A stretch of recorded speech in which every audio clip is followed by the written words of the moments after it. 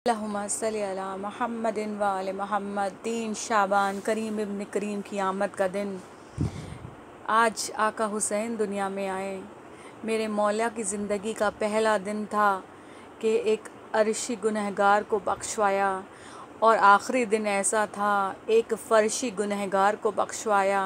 मौला ने फ़ितरुस को बारों पर अता कर दिए और हुर को जनाबे हुर बना दिया, और जो राहिब जिसकी किस्मत में बेटा नहीं था उसे 7 बेटे अता किए।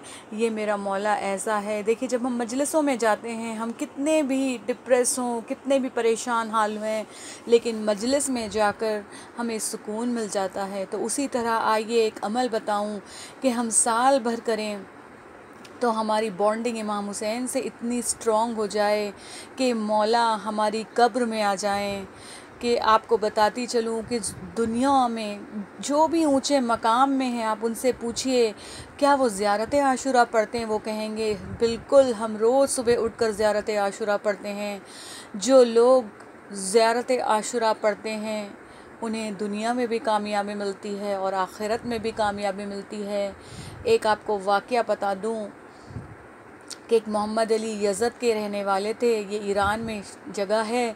इनकी आदत थी ये कब्रिस्तान में जाकर इबादत करते, ताकि कब्रिस्तान से दुनिया की मोहब्बत निकल जाए और बिल्कुल खुशू और खुजू से ये इबादत कर सकें और अल्लाह के सामने सुरखुर हो सकें। इनकी आदत थी हमेशा कब्रिस्तान में जाकर इबादत करते।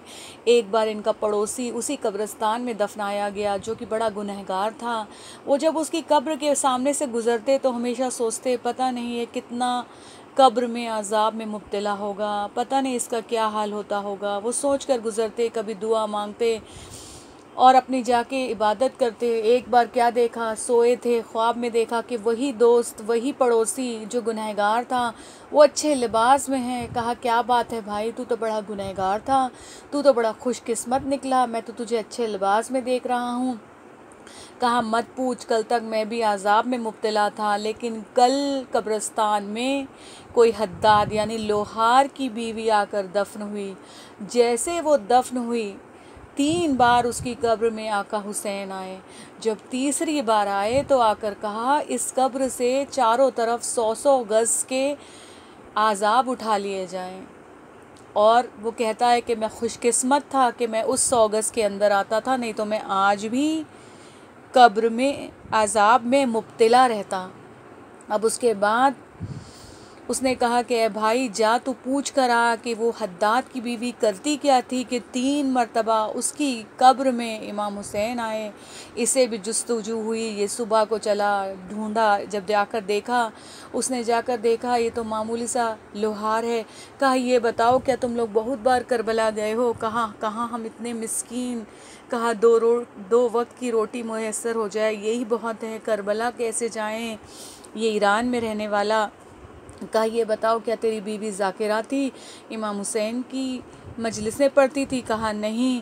कहा ये बताओ फिर तेरी बीवी ऐसा क्या काम करती थी कि मौला उसकी कब्र में 3 मरतबा आए। ये रोने लगा और कहने लगा मेरी जो बीवी थी वो एक काम बिना नागा किया करती थी, वो है ज़ियारत इमाम हुसैन, ज़ियारत आशुरा पढ़ा करती थी।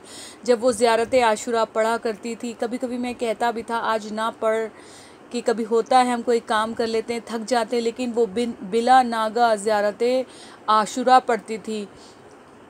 तो पता ये चला अगर कोई ज़ियारत आशुरा पढ़ता है, क्योंकि अगर हम ज़ियारत पढ़ते हैं तो ये सोच कर पढ़ते हैं कि हम इमाम की ज़ियारत पढ़ रहे हैं, वो ज़िंदा और जावेद हैं और हमको जवाब दे रहे हैं और हमारे हाल से वाकिफ़ हैं, तो वो हमें जवाब देते हैं और हमारी मुश्किलों को हल करते हैं। तो वो कहने लगा मेरी बीवी का ये अमल इतना अच्छा था कि मौला उसकी कब्र में 3 मरतबा आए। तो आइए हम और आप भी अपनी ज़िंदगी में ये ज़ियारत आशुरा को शामिल कर लें।